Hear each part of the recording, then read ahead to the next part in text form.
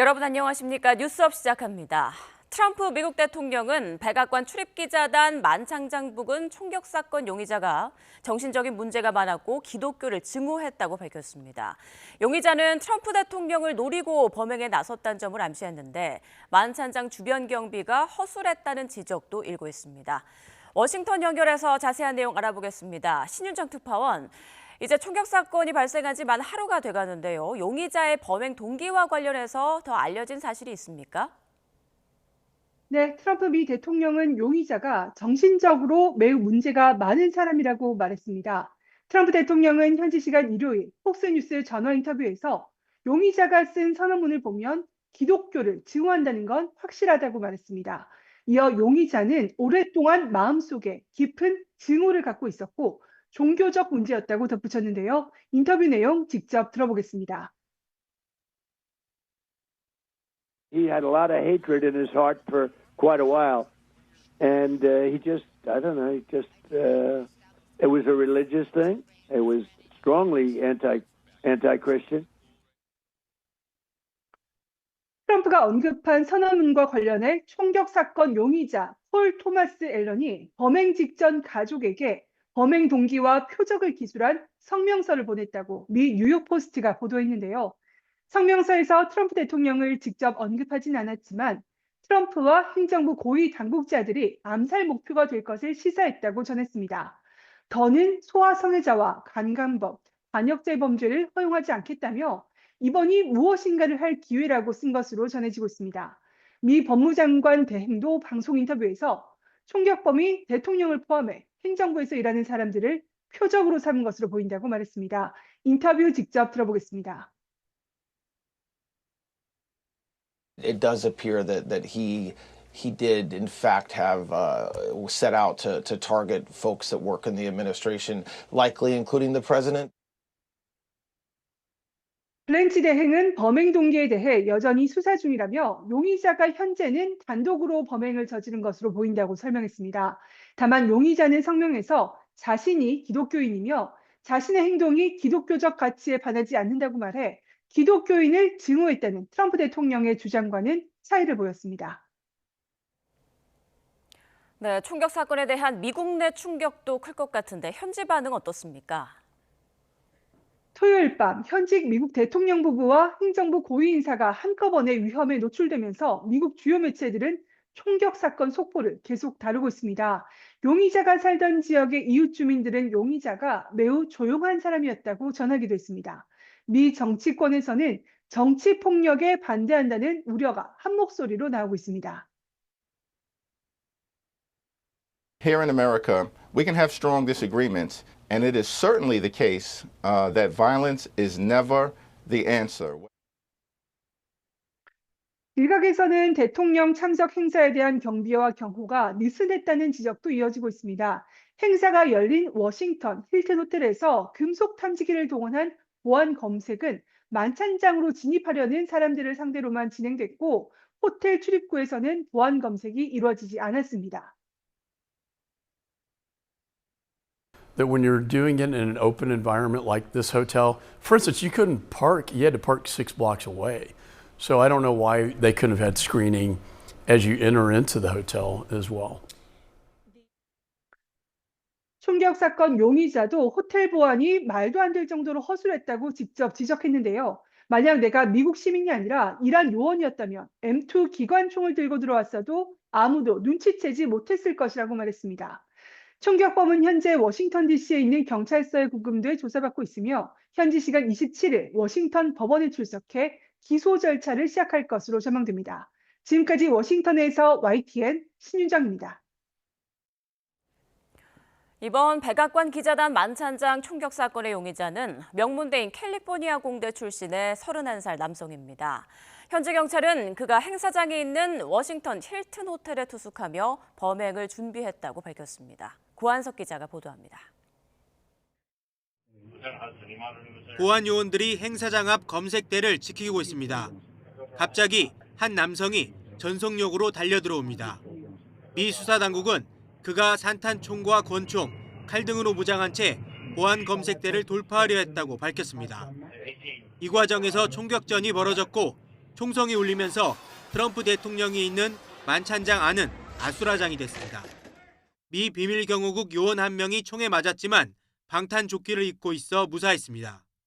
용의자는 총에 맞지 않았습니다. The suspect in this case, he was not struck by gunfire. However, he was transported to a local hospital to be evaluated.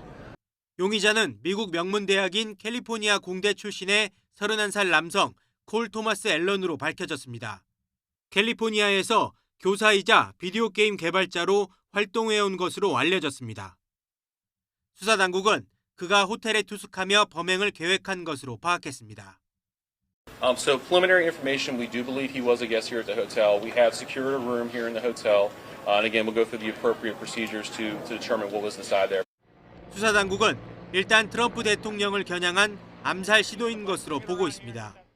범행 동기를 규명하고 공범이 있는지 밝히는 게 앞으로 수사의 초점이 될 전망입니다. YTN 고한석입니다. 총격 사건이 발생한 백악관 출입기자단 만찬장에는 저희 YTN 특파원도 자리했습니다.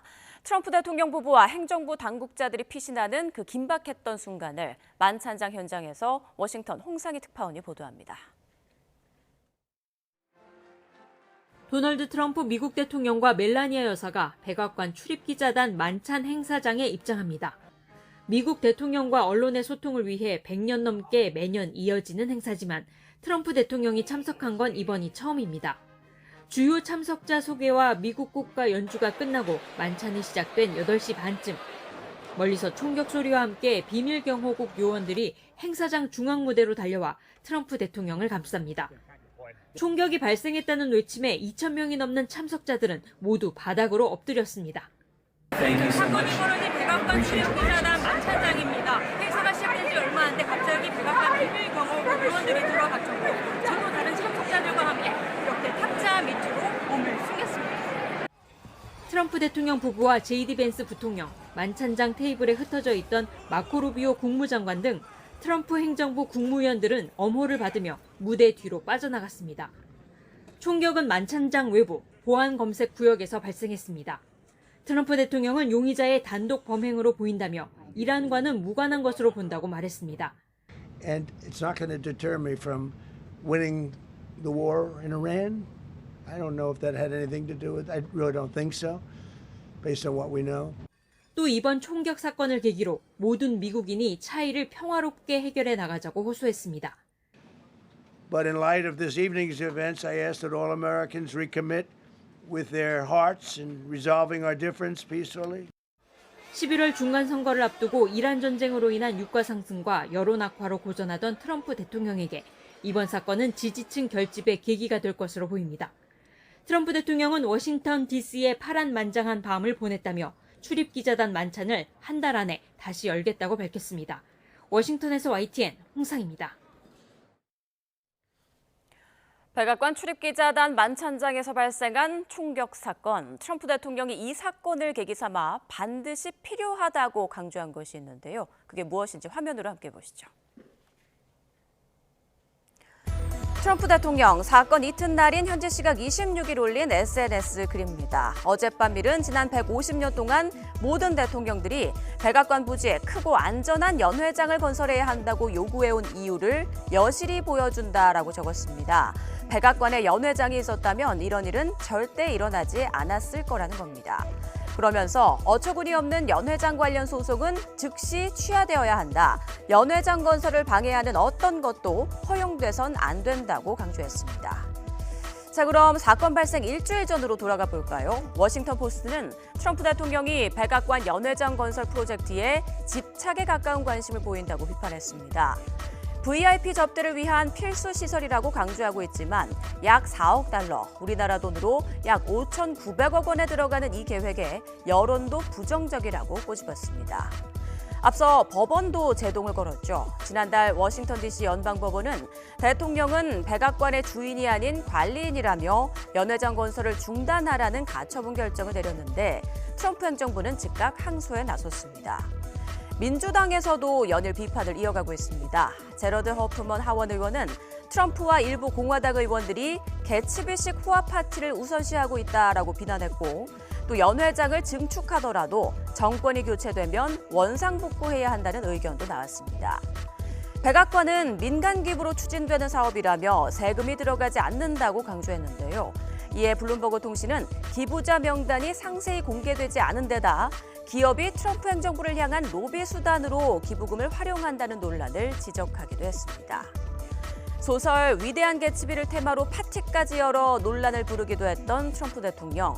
과연 이번 총격 사건을 계기로 백악관 연회장 건립에 대한 부정적 여론을 뒤집을 수 있을지 관심이 쏠립니다.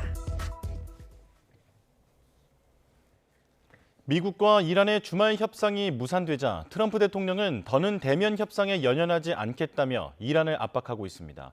이란 외무장관은 하루 만에 다시 파키스탄에 들러 종전 협상의 구체적인 조건을 전달한 뒤 러시아로 향했습니다. 유투권 기자입니다.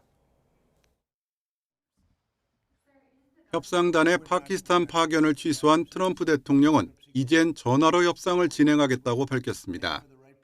이란의 전화를 기다리며 대면 협상을 서두르지 않겠다는 뜻입니다. They get there, it's hours and hours and hours of flying. And I said, we're not doing this anymore. We have all the cards.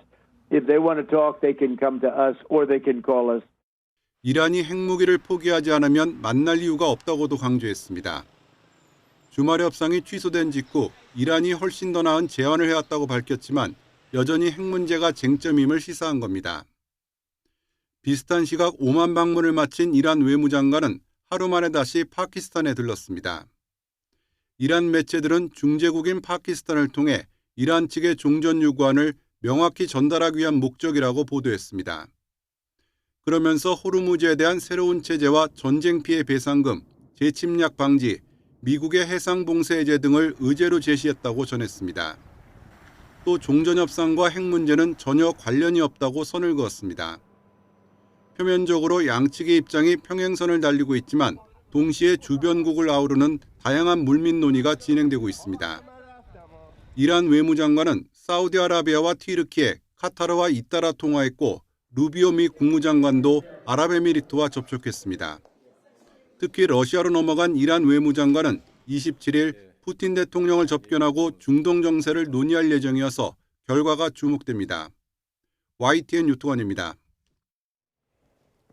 어제 트럼프 대통령이 파키스탄으로 협상 대표단 파견을 전격 취소한 가운데 이란 대표단 일부가 테헤란으로 급히 귀국하면서 상황이 급변했을 가능성이 제기됩니다. 특히 같은 시간 아라그치 이란 외무장관이 파키스탄 전용기를 빌려 타고 오만으로 이동한 것으로 확인되면서 그 배경에 관심이 집중되고 있습니다. 파키스탄에서 권준기 특파원입니다.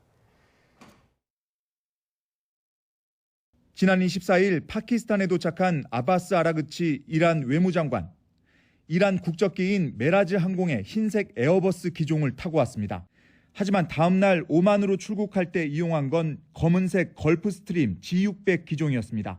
협상 키맨이자 파키스탄 실세인 아심 무니르 총사령관의 전용기를 빌려 타고 오만으로 순방을 이어간 겁니다. 이란 국적기는 30분 뒤쯤 이란 테헤란으로 향한 것으로 확인됐습니다. 이란 대표단이 오만과 이란으로 흩어져 이동한 겁니다.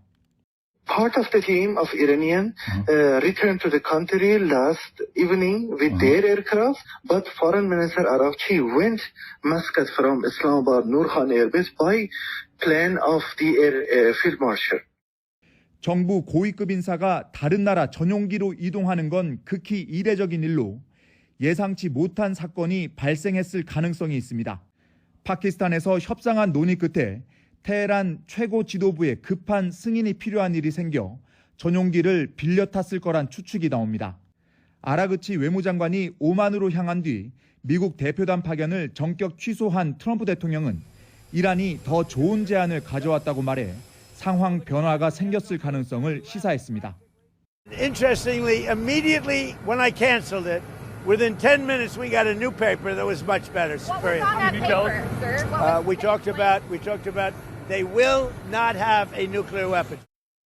파키스탄 정부가 전용기를 내준 건 이스라엘의 공격 가능성을 차단하고 아라그치 장관의 신변을 물리적으로 보장하기 위해서라는 해석도 나옵니다. 전용기 주인인 무니르 사령관은 이번 협상 과정에서 트럼프 대통령이 훌륭한 인물이라고 수차례 치켜세운 인물로 미국과 이란 사이에서 핵심 중재 역할을 맡고 있습니다. 이란과 오만으로 흩어졌던 이란 대표단은 이곳 파키스탄에 집결해 무니르 총사령관과 짧은 회동을 가진 뒤 다시 러시아로 순방을 이어갔습니다. 파키스탄 이슬라마바드에서 YTN 권중입니다. 미국과 이란의 2차 종전협상 재개가 무산된 데는 경제 고통을 버티면 트럼프 대통령이 먼저 양보할 거라는 계산이 깔렸다는 분석이 나왔습니다. CNN은 이란 지도자들은 이란이 고통받고 있는 만큼 트럼프 역시 압박을 받고 있다는 사실을 잘 알고 있을 것이라며 트럼프가 먼저 양보할 것으로 계산했을지 모른다고 분석했습니다. 이는 미국의 군사적 협박, 경제적 압박을 일정 기간 버텨내면 미국 내 반전 여론과 11월 중간 선거를 앞둔 정치적 상황 때문에 트럼프가 먼저 타협에 나설 거라는 예상입니다. 이와 관련해 미국 싱크탱크 전쟁연구소 ISW는 이란 혁명수비대 수뇌부가 이란 내 의사결정을 지배하면서 종전협상 진전 가능성이 희박해졌다고 설명했습니다. 한편 이스라엘과 레바논의 휴전은 사실상 무효가 됐는데요. 레바논 주민들은 공격을 피해 앞다퉈 마을을 떠나고 있습니다. 이란에 이어 레바논 헤즈볼라로 전쟁을 키워간 네타냐후 이스라엘 총리는 오는 10월 총선에서 야권의 정권을 빼앗길 가능성이 제기됩니다. 이경아 기자입니다.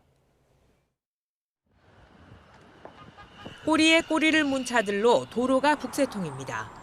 온갖 살림에 매트리스까지 싣고 탈출하는 사람들. 이스라엘이 공격에 앞서 레바논 남부 주민들에게 마을을 비우라고 경고한 겁니다.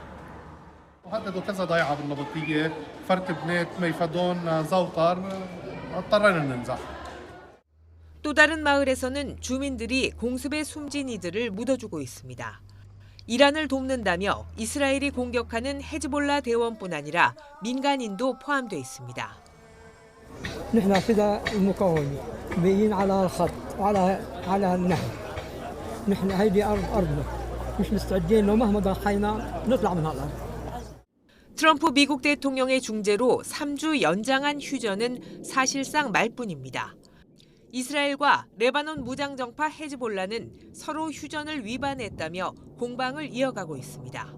네타냐후 총리는 휴전 기간에도 헤즈볼라의 위협에 대응할 권리가 있다며 레바논 남부에 이어 북부까지 공세를 강화할 것임을 분명히 했습니다. ואנחנו נפעל ביד חזקה ובזרוע נטויה. משום שאנחנו לא מוכנים לקבל את ההתפרעות הזאת, נעשה מה שצריך כדי להחזיר את הביטחון לצפון. 끝모를 전쟁 속에 네타냐후 총리가 오는 10월 총선에서 패할 것이란 전망이 나오고 있습니다. 과거 네타냐후의 장기 집권을 무너뜨린 두 전직 총리가 합당으로 다시 손을 잡았기 때문입니다. אחרי 30 שנה של נתניהו, הגיע הזמן להיפרד ממנו ולקחת את המדינה לדף החדש, לפרק החדש, ואת זה אנחנו נעשה. 최근 여론조사에 따르면 신당을 중심으로 한 야권 연합이 의회 과반을 차지해 네타냐후의 우파 연합을 압도할 것으로 예상됐습니다. YTN 이경아입니다. 네, 계속해서 중동 상황 전문가 두 분과 함께 자세히 살펴보겠습니다. 남성욱 숙명여대 석좌교수, 서상현 교라대 아시아 아프리카 개발협력센터 연구위원 나오셨습니다. 안녕하십니까? 안녕하십니까? 네. 안녕하세요. 자, 먼저 전 세계를 깜짝 놀라게 한 총격 사건 얘기부터 좀 나눠보겠습니다. 트럼프 대통령이 참석한 백악관 출입기자단 만찬장 주변에 총격범이 난입했는데요. 현장에서 5발에서 8발의 총성이 들렸다고도 하고 또 경호원이 총격을 입었지만 다행히 큰 부상은 아니다 이런 얘기도 전해지고 있습니다. 굉장히 깜짝 놀랐습니다. 큰일 날 뻔했는데 소식 듣고 좀 어떠셨어요? 예, 미국 정치가 양극화됐다라는 것을 절실하게 느낀 사건이죠. 예. 근데 과거에는 상대에 대한 관용이 어느 정도 인정이 됐는데 미국 정치가 트럼프 대통령 2016년 이후부터 상대에 대한 무관용이 이 주민들, 국민들 사이에서 퍼졌고요. 두 번째는 미국의 정말 문제 중에 하나는 마약도 문제지만 총기에 대한 문제가 다시 한번 중요하다는 걸 느꼈고요. 또 좀 특이한 거는 이번 행사가 트럼프 대통령이 그동안에 자신이 싫어했던 언론과의 일종의 좀 화합을 모색하는 자리였거든요. 네. 그런데 역시 트럼프 대통령 묘하게도 언론과의 화해를 모색하는 자리가 총격 사건으로 또 무시가 됨으로써 미국 정치라는 것이 정말 앞날을 앞두고 이게 지금 세 번째 트럼프 대통령에 대한 총기 암살 시도인데 예. 과연 임기 앞으로 한 2년 반 남았는데 임기 반 동안에 과연 무사할까라는 또 우려가 됨으로써 미국 정치가 옳은 방향으로 가고 있지 않다라는 그런 느낌을 가질 수밖에 없습니다. 네, 트럼프 대통령 발표에 따르면 이란과는 무관한 사건이라고 하던데 이란 일각에서는 자작극 음모론도 나오고 있습니다.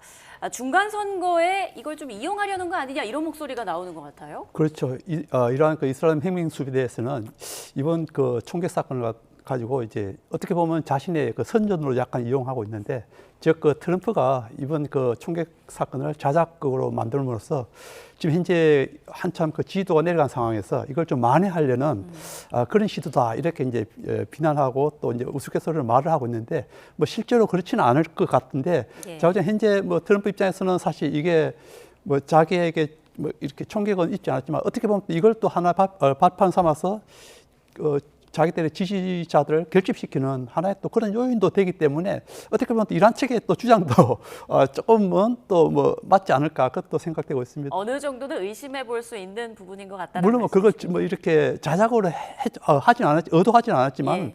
어떻게 보면 트럼프 이번 사건을 통해서 뭐 지지자들의 그 결집하는 데는 약간의 효과가 있지 않을까 그렇게 예상이 됩니다. 교수님께서는 어떻게 보십니까?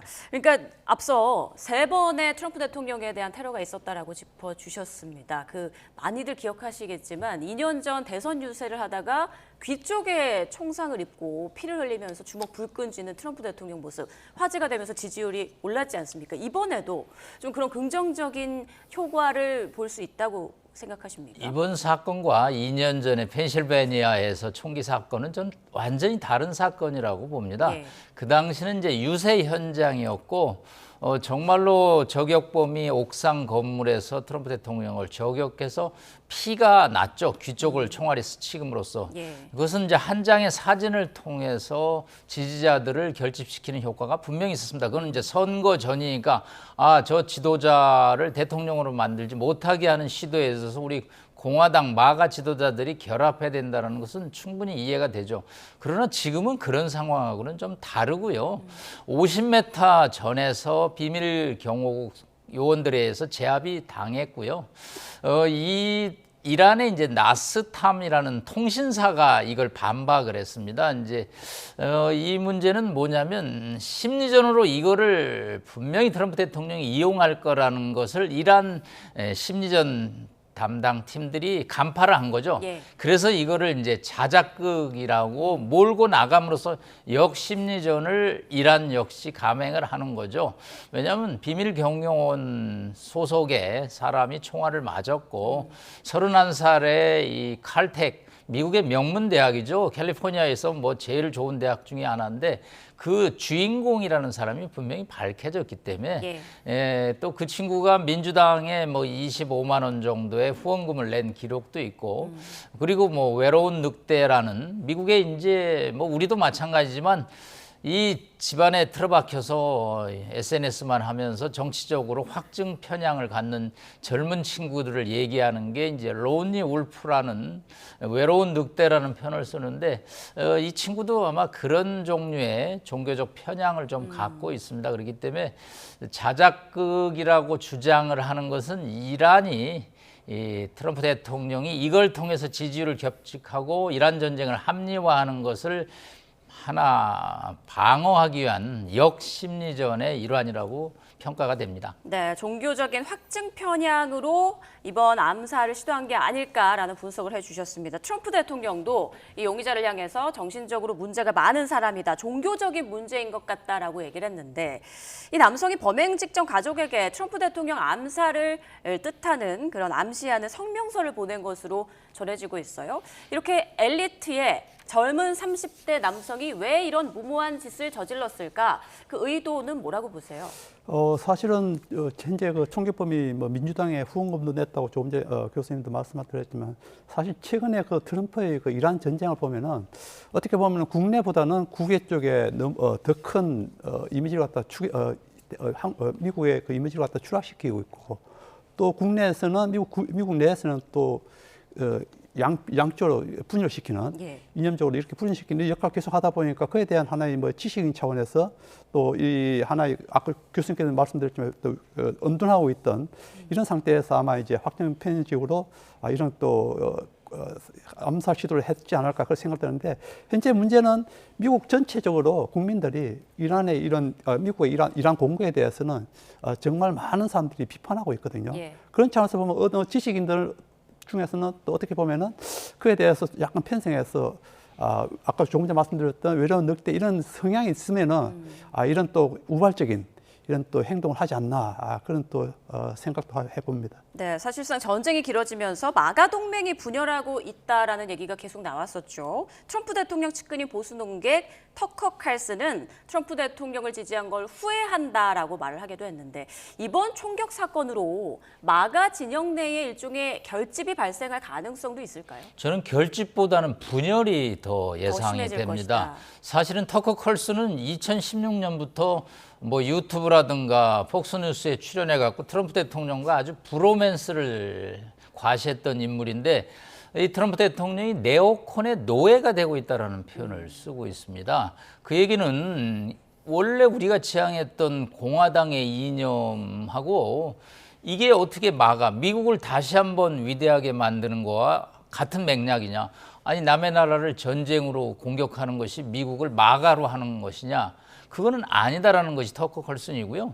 이미 이전에 이 전쟁이 2월 28일 시작될 때 벌써 국가안보센터장이 이 전쟁에 명분이 없다. 트럼프 대통령은 이란 핵이 임박했다는 이미넌스라는 단어를 썼습니다. 그런데 임박하지 않았다고 실무자가 얘기를 했거든요. 예.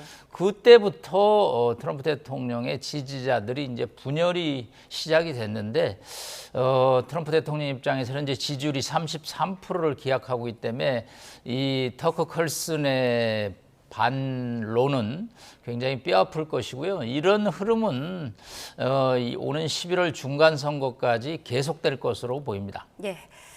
자, 이재명 대통령을 비롯한 전 세계 지도자들은 정치적 폭력을 규탄하는 그런 입장을 낸 상황인데요. 앞으로 어떤 범행 동기가 조금 더 구체적으로 드러날지 좀 더 지켜보도록 하겠습니다. 자, 그런가 하면 기대했던 지난 주말 2차 종전 협상은 무산됐습니다. 뚜렷한 해법도 보이지 않고 뭔가 이런 국면이 굉장히 길어질 것 같다라는 불안한 예감이 드는데 어떻게 예상하고 계십니까? 예, 사실 그 이란 외무부 장관이 그 파키스탄에 올 때만 해도 2차 협상에 대한 좀 기대감이 있었는데 예. 또 이 외무장관이 그냥 이렇게 오만으로 출국하고 다시 오만에서 다시 러시아로 간다 했었는데 그런데 하나의 희망이 있는 게 다시 또 그 아락치 그 외무장관이 파키스탄에 다시 돌아왔었거든요. 그렇죠. 그러면서 또 4가지 또 이렇게 그 협상안을 제시했거든요. 이거는 어느 정도 또 협상의 여지가 있다는 걸 또 의미합니다. 물론 당장에 이 협상이 다시 재개될 가능성은 좀 낮고 그 이유는 또 트럼프도 미국은 더 이상 협상장 안 가겠다 이렇게 또 발표를 했거든요. 예. 뭐 할 것 같으면 오든지 아니면 전화를 하든지 이렇게 이제 언급했기 때문에 미국이 또 당장 또 파키스탄으로 가서 양측이 협상할 여지는 없지만 그래도 이제 아락치 그 외무부 장관이 러시아를 방문하기 때문에 러시아에서 또 이 푸틴과 회담 이후에 또 어느 정도 또 조율이 나오면 특히 또 미국도 이미 아마 이제 러시아에 어느 정도 또 종전에 대한 또 협의를 했을 가능성이 높거든요. 그렇다면은 러시아에서 푸틴과 만나서 어느 정도 협상안 좀 안이 좀 나오면은 다시 파키스탄으로 와서 귀국해서 협상을 할 여지는 있다고 생각됩니다. 네, 아라그치 이란 외무장관이 파키스탄에 제시했다라는 그 4가지 제안, 네, 그 내용에 핵과 관련된 건 없는 것 같더라고요. 네네. 그래서 지금 현재 이게 아마 기싸움 같은데 지금 현재 이란에서 특히 이제 혁명 수비대는 무조건 핵을 제외한 나머지 배상안이라든지 아니면 그 호르무즈 해협 봉쇄 특히 이제 미국의 역봉쇄를 좀 푸는 문제, 이게 가장 이제 중점 그 합의 사항이고, 반대로 이제 미국 같은 경우는 합의 이제 제1차 목적이거든요. 예. 그래서 지금 현재 양측으로 봤을 때는 회담이 안 될 것 같은데, 그런데 이게 이제 뭐 양측의 일단 기싸움이기 때문에 이걸 하나하나 풀다 보면은 어느 정도 좀 핵과 그다음에 이제 미국이 봉쇄하고 있는 역봉쇄 푸는 문제, 이게 어느 정도 좀 합의로 이루어지지 않을까 생각되고 있습니다. 협상의 불씨는 남아있다라고 예. 말씀해 주셨습니다. 자, 그런데 파키스탄으로 향하려던 미국의 입장은 좀 난처해진 게 아닌가 싶습니다. 트럼프 대통령은 더는 협상단 안 보내겠다. 이란은 협상할 거면 직접 오든지 전화를 해라라고 말을 했거든요. 이거는 이란을 향한 압박인가요? 아니면 대화의 문을 열어놓는다는 일종의 뭐 통로를 열어준 건가요? 이제 이 전쟁이 2월 28일 시작돼서 지금 이제 60일 향해서 가고 있습니다. 이 전쟁이 이제 초반 2달 동안은 상대를 무력으로 공격하는 공격전이었고요. 이제는 2단계로 진행이 되고 있는 것으로 보입니다. 2단계는 뭐냐면 휴전을 논의하는 소강 상태입니다. 사실은 이제 더 이상 미국도 15,000군데의 타겟을 공격했지만 여전히 이란은 뭐 테헤란 방공망을 회복할 정도거든요. 그 얘기는 뭐냐면 미국의 무기 소진에 못지않게 이란이 또 버티고 있다는 거죠. 그래서 이제는 2단계로 누가 잘하나가 아니고 누가 오래 버티나 게임이 됐습니다. 그렇기 때문에 트럼프 대통령 입장에서는 매우 당혹스럽죠. 사실 트럼프 대통령의 거래 기술을 비롯한 자서전을 보면 비즈니스에서는 이럴 때 다 땡겨 왔거든요. 지난 1차 협상에서 본인이 뭐 카지노 건설 프로젝트에서도 상당 부분 압박과 회유로 상대가 도장을 찍는데 전쟁은 다르다라는 걸 트럼프 대통령이 이번에 많이 배웠을 거로 보입니다. 네. 일단 뭐 그 워싱턴에서 이슬람마바드까지 비행기로 10시간이 넘게 걸리는데 가서 지난번에 1차 협상이 무효화된 다음에 트럼프 대통령 상당히 당혹해 있을 것으로 보이고, 그러면서 이제 또 출발을 시키려다가 비행기를 다시 멈췄거든요. 현재 트럼프 대통령 입장은 매우 어려운 상황입니다. 솔직히 5월 1일 전쟁 권한법에 의해서 의회 동의 없이 전쟁을 할 수 있는 권한이 이제 만료가 됩니다. 예. 물론 트럼프 대통령이 거부권을 행사할 수는 있겠죠. 그렇지만 트럼프 대통령은 이제는 전화 얘기를 한다라는 것은 저는 이 협상이 길게 갈 수밖에 없고, 저희가 우려했던 5월도 이런 지루한 기싸움, 누가 오래 버티나 싸움이 지속될 것으로 보입니다. 네, 일각에서는 이란 측에서 미국의 중간 선거를 앞두고 이런 국면이 길어지면 이제 미국에서 한 발 양보할 것 같다라고 생각하고 버티기에 들어갔다라는 분석이 나오고 있습니다. 그렇죠. 예, 지금 현재 이란에서는 사실 이란은 그동안 40년 넘게 서방으로부터 제재를 받으면서 저항 경제를 키워왔었거든요. 그래서 경제적으로 버티는 거는 사실은 뭐 큰 어려움은 없을 것 같습니다. 물론 지금 현재 상황이 기존하고는 좀 다를 수 있습니다. 예를 들어서 지금 현재 미국의 역봉쇄로 인해서 원유가 수출 안 되면, 기존에는 원유는 수출됐거든요. 일정 부분은 수출되었고, 그다음에 물자 뭐 수입하는 것도 큰 문제 없었는데, 지금 이제 미국의 역봉쇄를 통해서 완전하게 이제 호르무즈 해협을 이제 봉쇄함으로써 이란의 지금 석유가 한 방울도 지금 현재 나가지를 못한 상태고, 특히 그게 더 큰 무서운 거는 현재 그 생산은 하고 있는데 그걸 저장할 수 없으면 결국 그 유정을 틀어막아야 되는데, 유정이 막히면은 사실 다시 재개하는 데는 굉장히 오래된 시간뿐만 아니고 또 그만큼 또 생산된다는 보장이 없습니다. 예. 그렇기 때문에 향후에 이란이 닥칠 경제적 피해가 더 크기 때문에 이란 입장에서도 과연 예전처럼 저항 경제처럼 더 버틸 수 있을까, 그에 대해서는 약간 의문점이 있기 때문에 아까 그 교수님 말씀하셨듯이 누가 더 오래 버티냐이지만은 어떻게 보면 트럼프 같은 경우는 11월 중간선거에 대해서 굉장히 아직도 미련이 많지만 그걸 어느 정도 좀 포기한다면은 향후에 더 큰 타격을 볼 건 제가 봤을 때 이란 입장 같거든요. 예, 이란이 경제적으로 예전과 좀 다릅니다. 예전에 그 저항 경제하고 다르기 때문에 그렇게 된다면은 제가 아까도 앞에서도 말씀드렸지만 좀 협상할 시점이 무한정에 기다리는 게 아니고 좀 더 빨리 다가올 수 있지 않나, 그렇게 예상도 되고 있습니다. 네, 트럼프 대통령이 중간 선거를 포기하면 이란이 더 불리할 수밖에 없다라고 말씀하셨어요? 네, 서 의원님이 미국 중간 선거를 말씀해 주셨는데 예. 이거 굉장히 심각한 문제입니다. 지금 미국의 하원이 437석이고 상원이 100석인데요. 공화당이 우위에 있는 게 하원의 경우 5석이고 상원의 경우 2석입니다.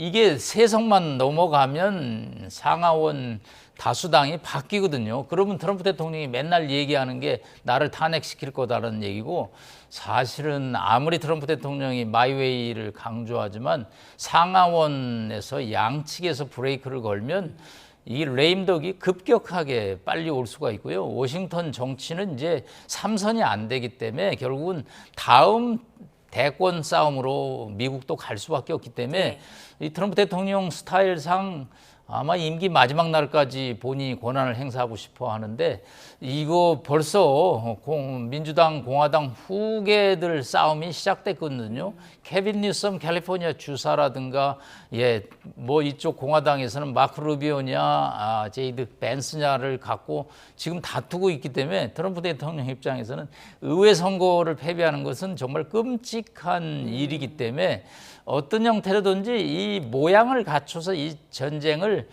그럭저럭이라는, 저희가 머들스로라는 영어 단어를 그럭저럭 그냥 끝내고 싶은 거죠. 뭐 항복을 안 하는 나라를 쳐들어가서 항복을 시킬 수는 없고요. 우리 서 의원님 말씀한 대로 이란 경제가, 테헤란 리포트를 오늘도 외신을 찾아보니까 빵값이 300% 올랐다고 그러고, 뭐 생필품 가격, 그리고 임사 주민들의 삶이 아주 녹록치 않은데, 이게 또 북한이나 제가 이란을 비교하면 제재 이골이 난, 특히 이게 문제가 뭐냐면 지도부들이 까딱없다는 거죠. 북한의 지도부는 김정은 일가고요. 이쪽 지도부는 혁명 수비대입니다. 그렇기 때문에 뭐 6개월 정도 버티는 거는 저는 큰 문제는 아니고요. 다만 이제 서로 모양 갖추기가 저는 중요해요. 체면, 누가 이겼느냐, 내가 지지 않았다. 이러기 위해서는 상당 부분 기싸움을 하고, 기싸움 때문에 결국은 아까 4개 항에 이란이 제시한 안이, 그게 굉장히 저는 중요한 의미를 갖습니다. 왜냐하면 핵 얘기하지 말라는 거죠. 핵 얘기하면 협상은 이건 안 된다라는 얘기이기 때문에 제가 그 핵 얘기는 조금 이따 추가로 또 말씀을 드리기 때문에 이란의 본심을 저희가 엿볼 수 있기 때문에, 이란의 본심을 트럼프 대통령이 어느 정도 수용하느냐가 회담 재개에 큰 관건이 될 것으로 보입니다. 그러니까 트럼프 대통령은 어찌됐건 어떻게든 전쟁을 좀 빨리 끝내고 싶어 할 거다라는 말씀이신데, 그러려면 미국이 호르무즈 봉쇄를 좀 먼저 풀어줘야 하는 거 아닌가라는 그런 목소리가 나옵니다. 이게 상호 불신인데요. 사실은 봉쇄 풀어도 상관없거든요. 뭐 이란의 석유가 90% 중국으로 가든지 인도로 가든지, 그거보다는 결국은 협상장에 앉아서 모양을 갖춰서 적당한 선에서 합의를 하는데, 문제의 핵심은 이 이란 핵 문제가 보통 복잡한 게 아닙니다. 2015년에 이란의 합의에 걸리는데 12년 걸린 합의고요. 제가 그 문안을 읽어보니까 원문만 160페이지고 기술 부속서가 5개인데 책이 한 권입니다. 이란이 핵을 포기할 단계마다 어떻게 미국이 제재를 해제하는지, 그렇게 복잡한 협상안이 12년 걸렸는데 여기 이슬라마바드에서 만나가지고 1, 2주 만에 끝낸다. 이거는 조금 이상적인 얘기고, 일단은 역봉쇄를 저는 미국 트럼프 대통령에게 제안하고 싶어요. 역봉쇄를 일단 풀어보세요. 그러고도 이란이 안 나오면 명분 싸움에서 이란이 기울어지는 거거든요. 그리고 트럼프 대통령은 국민들한테 얘기할 거리가 생기는 거죠. 내가 풀었는데 이란이 안 나온다. 그럼 나의 정당성이 올라갈 수 있기 때문에, 전쟁을 시작한 나라가 미국이거든요. 그렇기 때문에 문제를 푸는 열쇠도 미국이 갖고 있다고 봅니다. 네, 그 지난주 이스라엘 매체에서 갈리바프 이란 국회의장이 협상 대표단에서 사임했다라는 보도가 나왔는데, 이란에서는 이를 부인했어요. 갈리바프가 협상단에 남아 있다면 앞으로 협상에 좀 긍정적인 효과가 기대가 됩니까? 아니면 별 의미가 없습니까? 일단은 긍정적이죠. 남아있다면. 왜냐하면 이제 그래도 유일하게 미국이 대화 상대로서 이렇게 삼고 있는 인물 중에 하나가 갈리바프이고, 또 실제로 갈리바프가 과거에 핵미수비대 사령관도 했었고, 그냥 군과 그다음에 정치를 다 했기 때문에 굉장히 지금 현재 이런 교차 상태에서는 갈리바프 의장 같은 인물이 사실 이제 협상을 주도해야 되는데, 현재 상황에서 이란 내에서 이제 이 권력 싸움이 있다 보니까 현재 어느 정도 군부에 의해서 갈리바프가 좀 약간 이렇게 소외됐다 이렇게 말을 하는데 이란 측에서도 사실은 이제 협상을 성사시키려면은 갈리바프 인물이 꼭 필요하기 때문에 지금 현재 이란이 뭐 완전하게 지금 배제했다 이런 말은 안 하지만은 어느 정도 힘을 약화는 시켜놨습니다. 이번에 그 아락치 외교장관이 파키스탄을 방문한 것도 보면 그렇고 그래서 지금 현재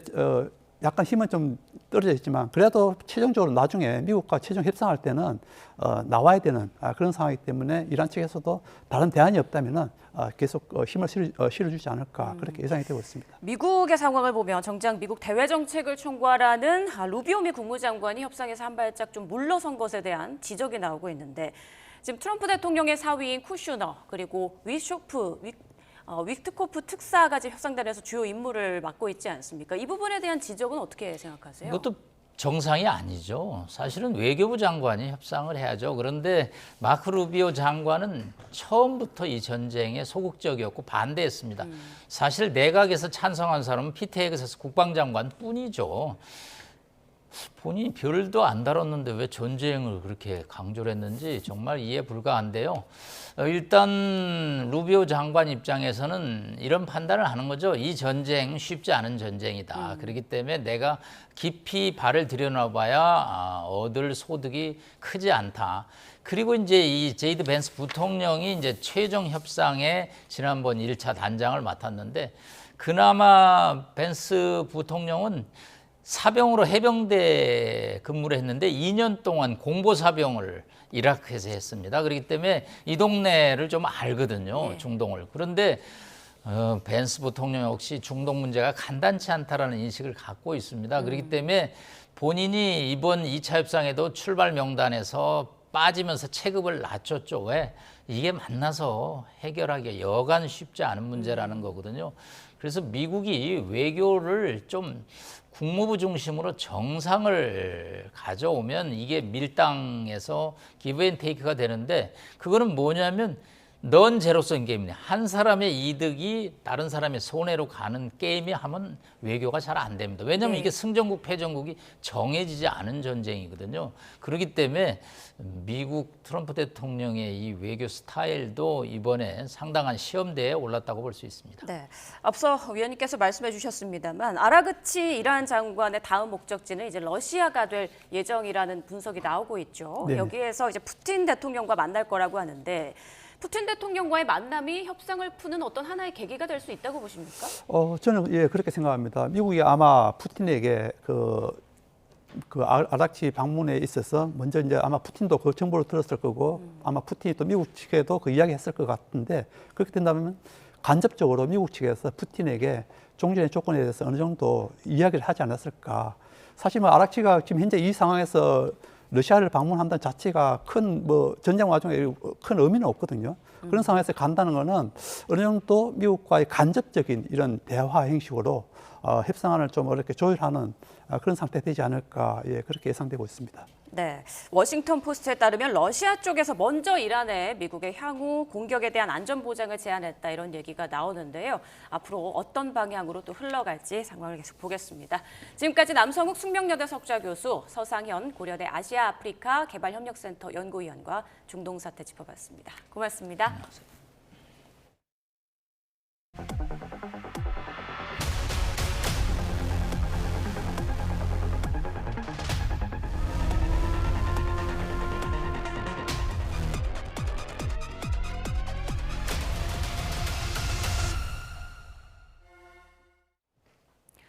중동 사태 장기화로 물가 부담이 커진 국민의 어려움을 덜기 위해 정부가 지원금을 줍니다. 오늘부터 지급되는 고유가 피해 지원금 규모는 소득 하위 70% 국민을 대상으로 최대 60만 원입니다. 1차 지급은 오늘부터 다음 달 8일까지로 취약계층을 우선합니다. 지원 금액은 기초생활수급자는 55만 원, 한부모 가족은 45만 원인데 비수도권이나 인구 감소 지역에 산다면 5만 원씩 더 받을 수 있습니다. 나머지 대상자는 다음 달 18일부터 7월 3일까지 신청해서 받을 수 있습니다. 또 정부가 어민들의 기름값 부담을 덜어주기 위해 선박용 경유 가격을 묶어두는 최고가격제를 시행하고 있는데요. 하지만 국제유가가 워낙 가파르게 오르면서 현장에서는 나갈수록 손해라 조업을 포기해야 할 상황이라는 하소연이 터져나오고 있습니다. 오승훈 기자가 보도합니다. 물이 빠진 백사장 위로 고기잡이 배들이 덩그러니 놓여 있습니다.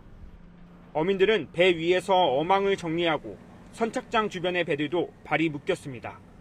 광어와 도미 제철을 맞아 한창 바다로 나가야 할 시기지만 껑충 낀 기름값에 조업 일수를 줄인 겁니다. 조업 일수가 예년하고 비교해서 기름값이 많이 올라서 많이 감소된 걸로 나타나고 있죠. 작년에 한 60, 70톤이 들어왔으면 올해는 지금의 한 30% 감소된 그런 양 정도밖에 들어오지 않고 있습니다. 지난달 한 드럼에 19만 원 수준이던 선박용 경유 가격은 이번 달 들어 28만 원대까지 급등했습니다. 어민들은 이미 기름값 부담이 큰 상황에서 다음 달부터 가격이 더 오르면 조업을 포기해야 하는 건 아닌지 걱정하고 있습니다. 작년 기름값 오르기 전에는 한 달에 거의 한 20일 넘게 출항을 했는데 지금은 뭐 한 2, 3일? 그 정도. 심정이 말할 수 없지 뭐. 어장을 포기해야지 뭐 별 수 있어. 수협중앙회는 최고가격제 시행에 따라 다음 달 7일까지 현재 가격을 유지할 계획입니다. 하지만 제도가 종료되면 국제유가와 연동돼 면세유 가격은 다시 폭등할 가능성이 큽니다. 싱가포르 국제 제품 가격에 따라서 가격이 결정되기 때문에 리터당 2,000원, 드럼당 40만 원 정도가 예상이 되는데요. 따라서 최고 가격제가 반드시 유지되어야 할 것으로 보입니다. 중동 정세 불안으로 치솟는 기름값 속에 출항을 앞둔 어민들의 근심이 깊어지고 있습니다. YTN 오승훈입니다. 미국과 이란 간 평화 협상이 교착 상태에 빠지면서 불확실성이 커지자 국제유가는 일제히 상승했습니다. 현지 시간 26일 ICE 선물거래소에서 6월 인도분 브렌트유 선물 종가는 GMT 22시 2분 기준 배럴당 107.55달러로 전장보다 2.11% 올랐습니다. 뉴욕 상품거래소에서 6월 인도분 미국 서부 텍사스산 원유도 배럴당 96.42달러로 전장보다 2.14% 올랐습니다. 미국과 이란 간 2차 종전 협상이 무산되고 호르무즈 해협을 둘러싼 긴장이 다시 커지면서 유가를 밀어올린 것으로 분석됩니다. 미국에선 현직 대통령이 총격으로 인해 사망한 사례가 많았습니다. 재임 중 총격으로 사망한 대통령만 4명에 이르는데요. 노예제 폐지라는 공을 세워 지금까지도 존경의 대상으로 꼽히는 에이브러햄 링컨 전 대통령. 1865년 워싱턴 DC의 포드 극장에서 존 월크스 부스라는 남부 출신 배우의 총격에 의해 사망해 미국 역사상 최초의 대통령 암살 사건이 발생했습니다. 20대 대통령인 제임스 가필드 전 대통령도 총격으로 사망했는데요. 정신병을 앓고 있던 사람의 총을 맞고 쓰러졌는데 당선 이후 1년도 되지 않아 발생한 일이었습니다. 윌리엄 맥킨리 전 대통령도 1901년 재임에 성공한 그해 산업박람회 현장에서 총에 맞아 9일 만에 숨을 거뒀습니다. 원조 관세맨으로 미국 팽창주의를 이끌었다는 평가를 받는데 트럼프 대통령이 위대하지만 과소평가됐다며 롤모델로 삼는 인물이기도 합니다. 아폴로 계획을 출범시키며 전 세계의 우주 경쟁에서 미국의 우위를 갖게 했다고 평가받는 존 F 케네디 전 대통령. 1963년 텍사스주 댈러스에서 자동차 퍼레이드 중 저격당해 사망했습니다. 현직 대통령에 대한 암살 시도 사례도 매우 많습니다. 특히 어제 총격 사건이 벌어진 워싱턴 힐튼 호텔은 45년 전 로널드 레이건 전 대통령 암살 시도가 있었던 장소라는 점에서 눈길을 끌기도 했는데요. 현직 대통령을 향한 암살 시도와 총격이 반복되는 미국의 현실에 대해 트럼프 대통령은 이런 평가를 내놨습니다. I must tell you, the most impactful people, the people that do the most, you take a look at the people, Abraham Lincoln, I mean, you go through the people that have gone through this where they got them. But the people that do the most, the people that make the biggest impact, they're the ones that they go after. They don't go after the ones that don't do much because they like it that way. And when you look at the people that have either, whether it was an attempt or a successful attempt, they're very impactful people. 많은 성과를 거두고 영향력이 큰 사람들에게 암살 시도가 행해진다는 건데요. 이번 총격 사건을 이용해 자신에 대한 부정적 여론을 바꿔보려는 의도가 읽힙니다. 트럼프 대통령은 대선 후보 시절에도 총격을 받았죠. 그 위기를 발판 삼아 대권까지 거머쥘 수 있었다는 분석이 지배적인데 이번에도 위기를 기회로 바꿀 수 있을까요? 한상옥 기자가 보도합니다. 당시 대선 후보였던 트럼프가 연설을 시작한 지 5분 정도 지났을 때 And you know, that's a little bit old, that chart. That chart's a couple of months old. And if you want to really see something that said, take a look at what happened. 총격범이 연설 무대에서 불과 200m 정도 떨어진 건물 옥상에서 반자동 소총으로 약 8발을 발사했고 트럼프는 오른쪽 귀 윗부분에 관통상을 입었습니다. 귀와 얼굴에 피가 묻은 트럼프가 경호원들에게 둘러싸인 채 대피하면서도 주먹을 불끈 쥐어 올리는 장면이 전 세계에 타전됐습니다. 이 피격 사건은 그가 민주당 대선 후보였던 카멀라 해리스 부통령을 꺾고 대선에서 승리하는 데 결정적인 한 방이 됐다는 평가를 받습니다. 불과 2달 뒤 암살 시도가 또 발생했습니다. 트럼프가 자기 소유 골프장에서 골프를 치던 중 한 남성이 소총을 겨눈 겁니다. 용의자는 비밀 경호국의 총격을 받고 달아났다가 체포됐습니다. 그는 12시간가량 골프장 인근에 머물러 있었던 것으로 나중에 확인됐습니다. It was 1 or 2 holes behind. That because the bubble moves through the golf course, so our agents will get there first, clear it.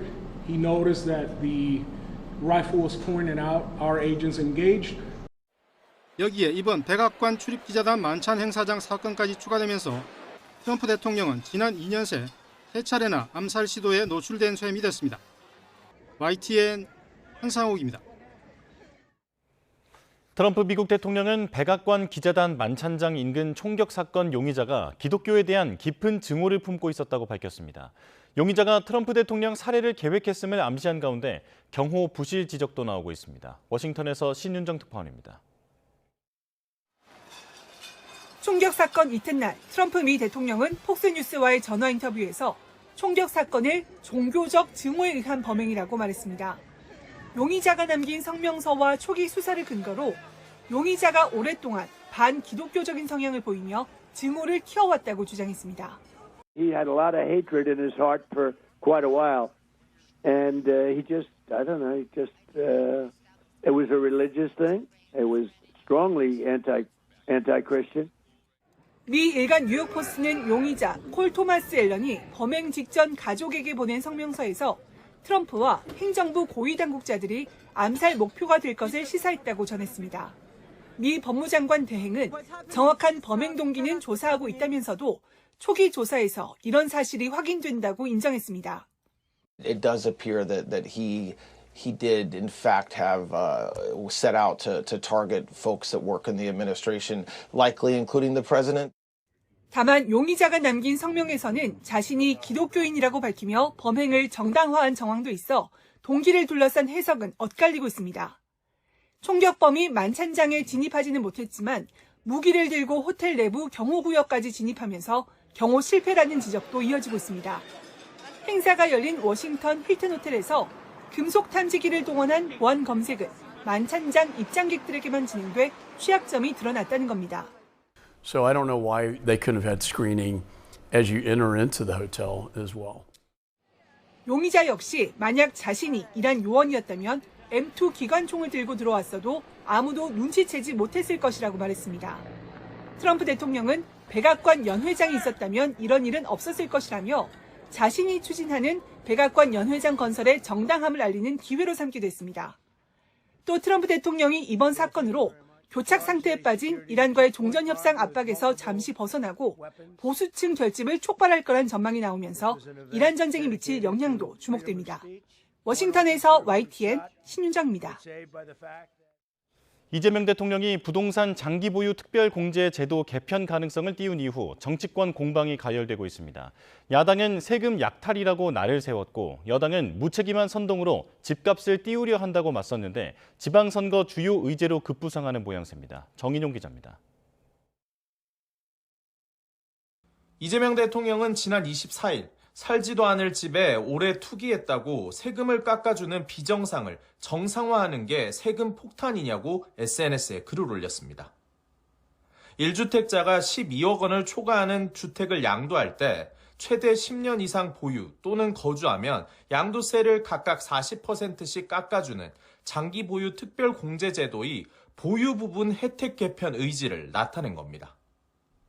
6월 지방선거를 앞두고 민감한 현안인 부동산 세제 문제를 대통령이 직접 꺼내자 곧바로 정치권으로 논쟁이 옮겨붙었습니다. 국민의힘은 수십 년간 유지된 제도를 비정상으로 규정했다며 실거주하지 못하는 국민의 사정을 비정상으로 낙인 찍은 거라고 쏘아붙였습니다. 정책 실패로 집값을 폭등시키고 이제 세금으로 국민을 응징하겠다는 거라고 주장했습니다. 집 한 채 가진 국민을 잠재적 투기꾼으로 몰아세우고 국민의 자산을 노리는 세금 약탈입니다. 반면 민주당은 왜곡된 프레임으로 시장 불확실성을 키운다며 투기 세력을 위한 집값 띄우기 기우제를 지내는 거냐고 꼬집었습니다. 애초에 장특공제는 실소유자의 장기 보유를 유도하기 위해 도입된 건데 투기성 보유에 혜택이 쏠리며 매물 잠김을 부추겨왔다고 반박했습니다. 살지도 않는 집으로 수억 원의 시세 차익을 남기는 것, 이것이 국민의힘이 말하는 정의입니까? 국민의힘 서울시장 후보로 나선 오세훈 시장도 민주당 정원호 후보에 장특공제 관련 입장을 다그치는 등 부동산 세제 개편 문제가 지방선거의 쟁점으로 떠오르고 있습니다. YTN 정인용입니다. 총파업까지 예고한 삼성전자 노동조합에 이어 현대차 노조도 성과급 재원 확대를 요구하고 있습니다. 여기에 하청업체 노조도 원청 직원과 같은 성과 배분을 요구하며 우리 산업계 전반으로 확산할 조짐을 보이고 있습니다. 박기원 기자입니다. 조합원 4만 명이 거리로 나선 삼성전자 노동조합. 이들이 총파업까지 예고하면서 요구하는 건 성과급 상한 폐지와 직원 한 명당 최대 6억 원에 달할 것으로 전망되는 성과급 재원을 확보해달라는 것입니다. 시작은 SK 하이닉스였습니다. 지난해 성과급 상한을 폐지하고 영업이익의 10%를 직원 성과급으로 지급하면서 역대급 성과급 잔치가 벌어졌습니다. 삼성전자 노조는 경쟁사로 인재가 유출될 수 있다는 이유로 영업이익의 15%를 성과급으로 달라고 요구하고 있습니다. 만약 올해 영업이익이 300조 원을 달성한다면 45조 원이나 되는 규모입니다. 총 파업 기간인 18일을 멈추면 18조에 가까운 공백이 생깁니다. 이것이 숫자로 보일 수 있는 우리의 가치입니다. 반도체에서 시작된 성과급 확대 요구는 산업계 전반으로 확산하고 있습니다. 현대차 노조는 순이익의 30%를, LG U+ 노조는 영업이익의 30%를 직원들의 정당한 보상으로 주장하고 있습니다. 여기에 노란봉투법 시행도 변수가 됐습니다. 하청업체 노동자들이 원청 직원들과 같은 성과 배분을 요구하면서 경영진의 고심은 깊어지고 있습니다. 굉장히 박탈감이나 위화감을 느낄 수 있는 그런 식의 얘기이기도 합니다. 이미 줄 만큼 주고 또 요구하는 그 사람들까지 주면서 기업이 어떻게 버티겠습니까? 그럴 때는 노노가 같이 좀 나눌 수 있는 역대급 실적에 따른 성과급 확대 요구에 기술과 시설 투자 감소로 산업계의 경쟁력이 약화할 수 있다는 우려도 확산하고 있습니다. YTN 박견입니다. 증시 살펴보겠습니다. 나흘 연속 상승하던 코스피가 지난 24일에는 보합으로 마감하며 숨고르기에 들어갔습니다.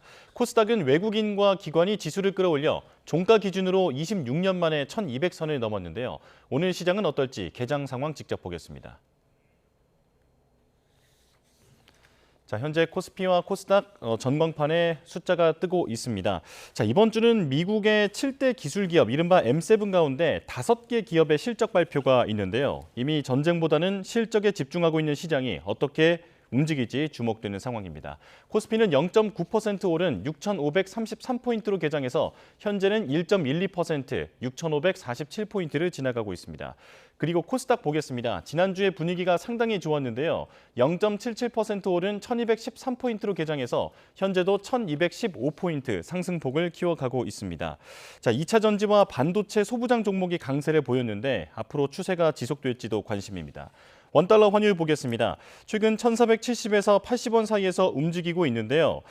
숫자보다도 실질 가치가 더 떨어진 것으로 나타나면서 원화 가치에 대한 우려가 커지고 있는 상황입니다. 오늘은 원달러 환율이 6.9원 내린 1,477.6원으로 개장했습니다. 지금까지 개장 상황 살펴봤습니다.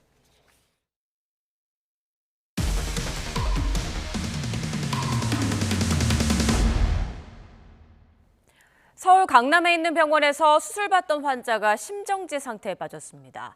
마취과 의사와 수술 집도의가 차례로 수술실을 비운 사이 벌어진 일인데 환자는 석 달 가까이 의식을 되찾지 못하고 있습니다. 송수연 기자의 단독 보도입니다.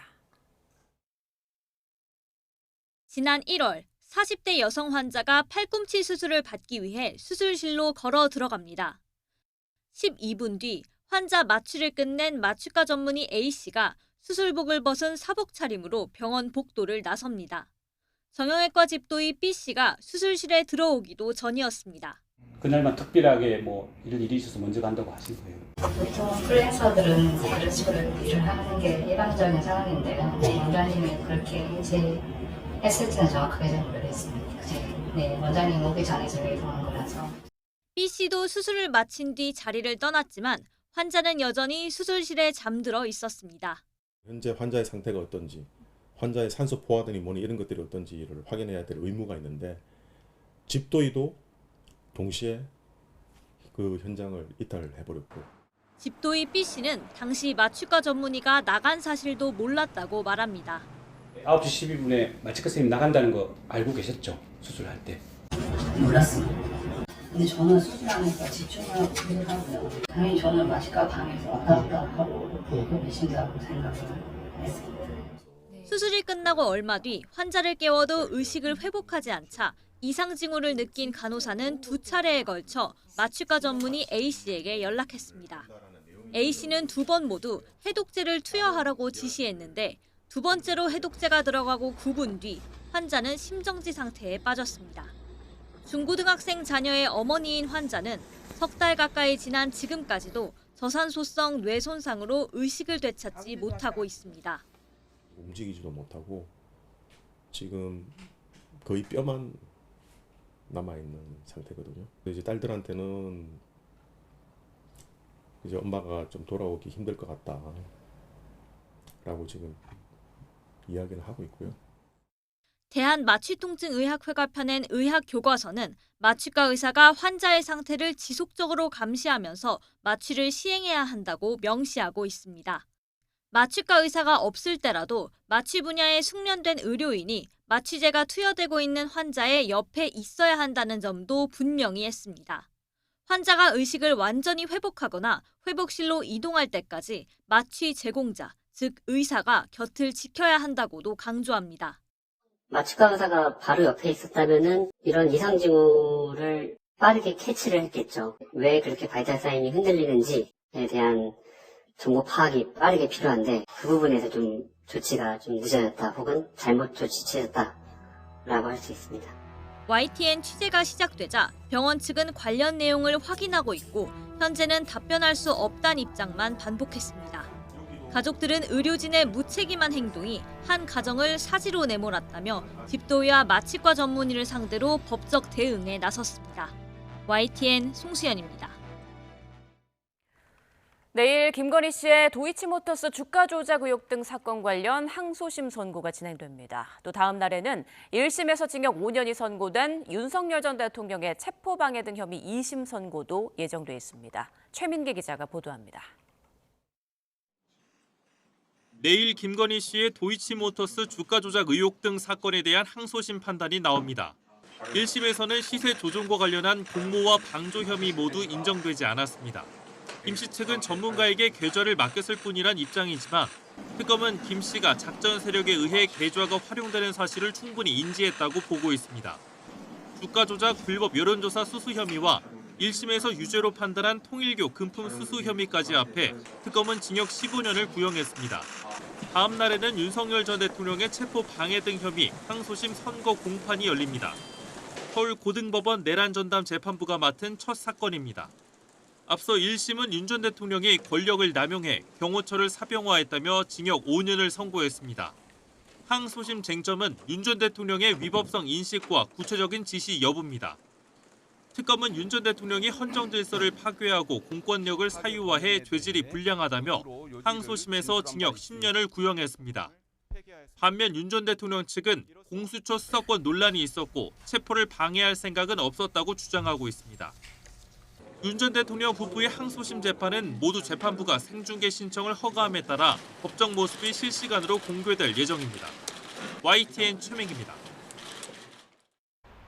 오늘 중부지방은 하늘빛이 흐린 가운데 고온 현상이 다소 누그러지겠습니다. 오늘 서울 한낮 기온은 22도로 어제보다 3도가량 낮겠는데요. 반면 비교적 맑은 남부지방은 대구의 기온이 27도까지 오르는 등 예년보다 몇 도가량 내려가겠습니다. 옷차림에 유의해 주시기 바랍니다.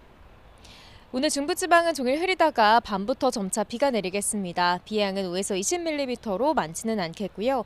비가 내리기 전에도 곳곳으로 약한 빗방울이 떨어질 수 있겠습니다.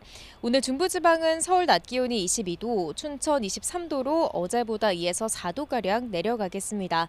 반면 남부지방은 광주와 안동 25도로 낮 동안 다소 덥게 느껴질 수 있겠습니다.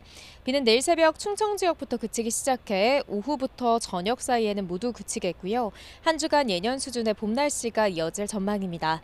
오늘 밤에 비가 내리기 전까지는 대기가 계속해서 건조하겠습니다. 중부와 경북 지방을 중심으로 여전히 건조특보가 발효 중인 만큼 불씨 관리 철저히 해주시기 바랍니다. 지금까지 YTN 윤수빈입니다. 네, 조금 전 들어온 속보 전해드리겠습니다. 코스피가 장중 최고치를 또 경신했다는 소식입니다. 6,557.78까지 올랐습니다. 네, 코스닥도 상승하고 있는데요. 0.77% 오른 1,213.13포인트로 개장해서 현재도 1,200선 위에서 움직이고 있습니다.